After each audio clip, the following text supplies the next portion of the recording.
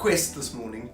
Tami asked me to please make her favorite pasta dish, which is a butternut ravioli. And I used to make pasta back home quite often, but I haven't since we've been in the UK, just for obvious reasons. Never had a nice kitchen before, and I don't have all the tools that I used to have back home. So it's going to be an interesting one, but I think it's going to prove a little point.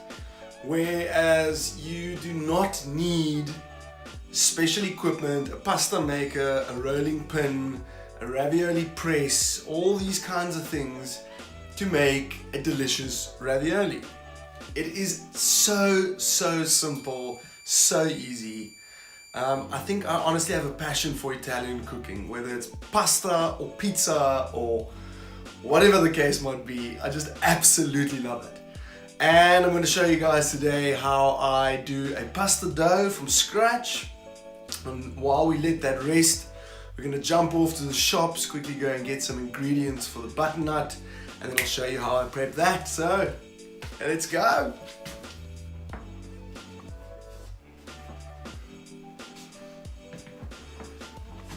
Got this new app, Fulnic Pro, and I'm still figuring it out, so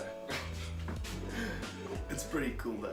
Anyway, what we'll need for the dough is 4 free-range eggs, and we'll need just some plain flour, just any good plain flour. And grab yourself a nice big mixing bowl. This will be used just to put everything together, and it's as simple as that. So come check it out. Alright, so just whack in. This is pre-measured, guys, but that is pretty much 2 cups of plain flour. And then we'll just whack in, make a little well there in the middle. It just always helps to put everything together. Alright, 1, 2, 3, 4. Alright, now one little trick here is to try and just kind of like get the egg whisked slightly while it's in the middle there in the well. Honestly, you don't have to really worry too much about it, and then start slowly incorporating your flour as you go along.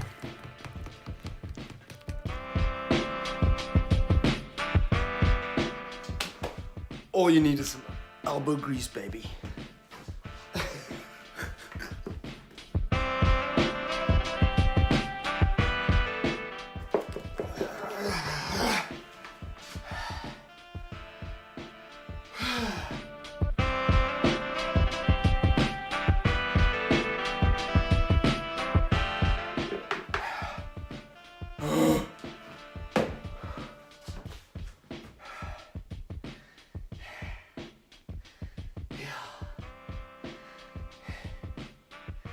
It's tougher when you don't have the tools, but it's good for your health. Good little workout.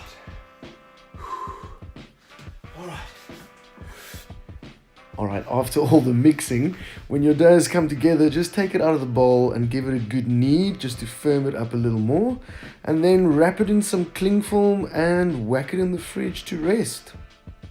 Okay, cool. Need a few things from the shop, so shooting out quick to go and get that.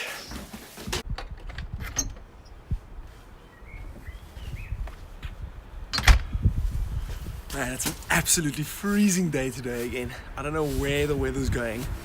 The sun's only going down at like 10:30 at night, not even. It's like kind of still there. And it's supposed to be spring, but it's freezing today. Anyway.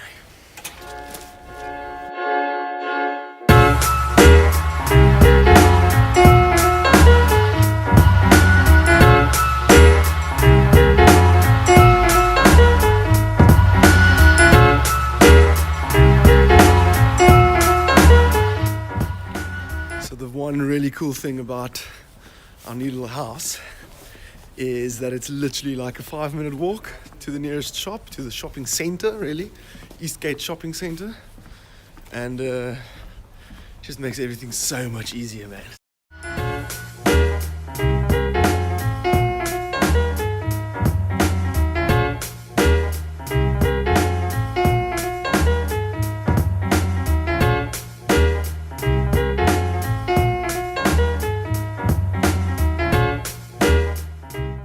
Okay, so for the filling we'll need 1 butternut, we'll need some cooking oil, some nice butter, some nutmeg powder, a red onion or some shallots, and check out these beautiful fresh sage leaves, and then some salt and pepper. That's it.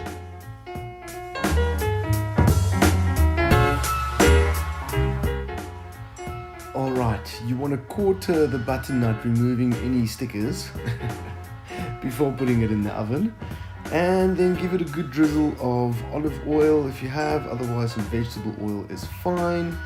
Give it a good crack of salt, and then just break some sage leaves over that just before you put it in the oven to roast.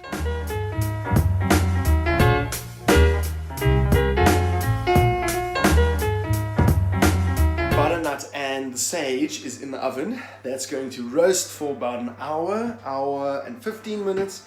If it's soft enough for your fork to go through, then it's pretty much ready.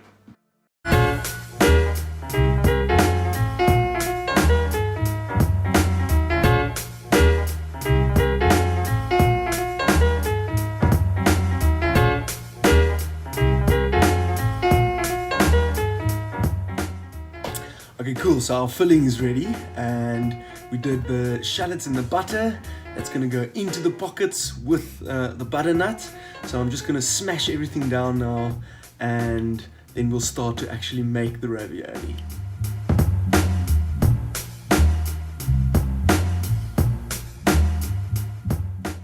Once the butternut is ready and cooled down, start rolling out your dough and try and get it quite thin. Well, as thin as possible in any case. And then it's simply just spooning in the butternut and folding it over and pushing out as much air as possible. Now, I forgot to show this, but I put some ground nutmeg in the frying pan with the butter and the onions. And there you go, all the ravioli ready for action. Now all we need to do is boil them.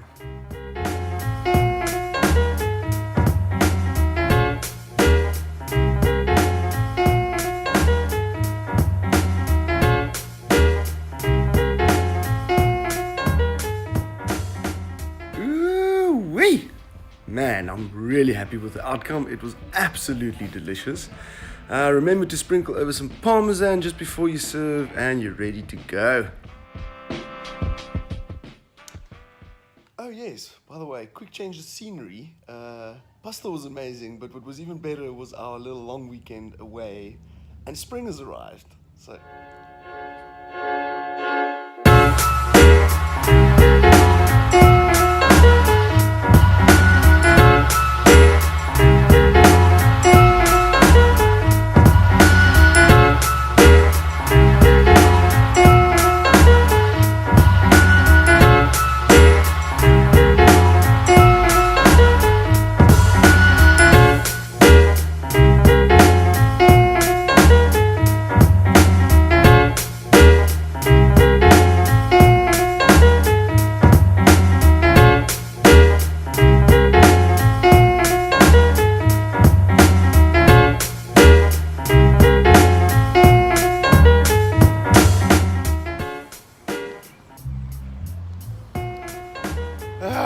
it seems like spring is finally here. That's it for today's episode, guys. Thank you for watching. I hope you enjoyed it. We had a super time in Cupar for the long weekend with the family. If you like this episode, please like it, please subscribe, and I'll see you on the next one. Cheers.